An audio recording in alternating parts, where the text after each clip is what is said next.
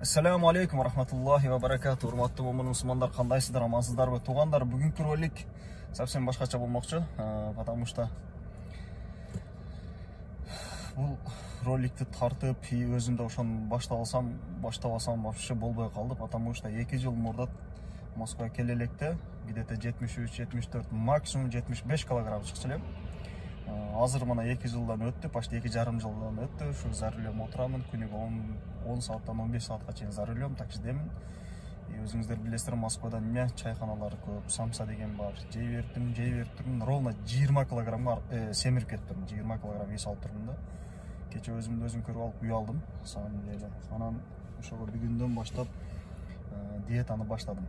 Мурда залга барат элем, футбол ойнойт элем, волейбол ойнойт элем, күрөшөт элем, мына жак бир жак тренировка кылат элем. Ортодо клубда жүрдүм, бирок бир жума кыламын, 2 жума таштаймын, бир ай кыламын, 2 ай таштаймын. Ошентип вообще мен баягы режим бузулуп кетти. Анан туура келген нерсени жей берип, туура келген дегенде эми только халал, ушу самса, плов, лагман, ошондой нерселерди жеп отуруп 20 килограмм семирип кетип бердим. Ошого арыктабасам болбойт деп бүгүндөн баштадым. Ошондо бүгүн туугандар, бүгүн 11 февраль 2022 жыл, күнгө жума. Иншалла 10 күн правильное питание деген режимге өттүм, без тренировка, потому что залга барганы данный момент азыркы учурда неме жок, время жок. Ошого диетага отуруп арыктаса да болот экен. Кече түнү менен ютубта көрүп, ким кантип арыктады, кандай кылса болот деп, анан бир блогерди көрүп, действительно результаттарын көрсөттү, өтө жакшы. Бир айда вообще тренировка кылбай, жүрбөй, башка кылбай, просто правильно питание кылып, айына 4 килограммдан 7 килограммга чейин арыктаса болот экен. Вот, ошону мен дагы баштадым. Ол питание кандай эми? Мучной нерселерди жебеш керек. Ол питание кандай? Мучной нерселерди жебеш керек, и плюс сахар, газировка, ошол нерселерди ташташ керек.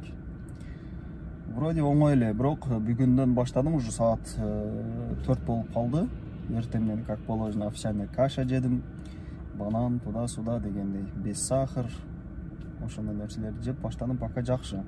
Азыр обед болду. Өз негизи бир күндө 5 жолу тамак жеш керек экен. Тамак эми 5 жолу дегенде ошол вареный гречка, там рис, мис, ошондой вареный там куриный грудка. Эртеден ошолорду полный кылып, астайдыл баштайм буюрса. Азыр бүгүнкү күнгө мен бир жолу жедим тамак, эртеңден где-то бир 11-лерде экен. Азыр эми аэропорт Домодедовго келип, ошол жерде тамактанардан мурда ошол жей турган нерселерин өз көрсөтүп коеюн деп чечтим. Иншалла, через 10 дней, да, примерно айтканда, через 10 күндөн кийин результатты мен сиздерге айтамын, кандай болот экен. Анда эмесе видеону акырга чейин көрүңүздөр. Так, туугандар, эртеңден мен ушул контейнерди где-то мына жерден бекен алган элем. Бирок үстүндө помидор, самидор, ошондой нерселер бар эле, олорду жеп койдум уже. Чисто азыр гречка калды. Азыр кофе алдым, без сахар. Кофе менен ичем. Ушул тамак кечке чейин жетиш керек да. Кечинде үйгө барганда бир суюк суп, тоже мындай кайнатылган суп ичем го эми буюрса.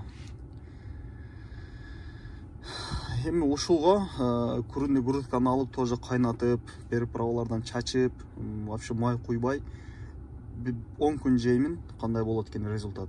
Эгер результат жакшы болгон болсо дальше, эгер результат жакшы болбой калса,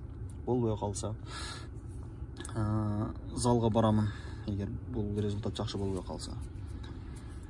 Так, туугандар, азыр аэропорттамын. Аэропортко келгениме уже 1 саат почти 50 мүнөт болуп калды. Келгенде 1,5 саат көрсөтүп аткан. Азыр жарым саат калыптыр, 16-20 место. Ошого жерден келге чейин жеп алайын. Анда эмесе туугандар, 10 күндөн кийин көрүшкүнчө.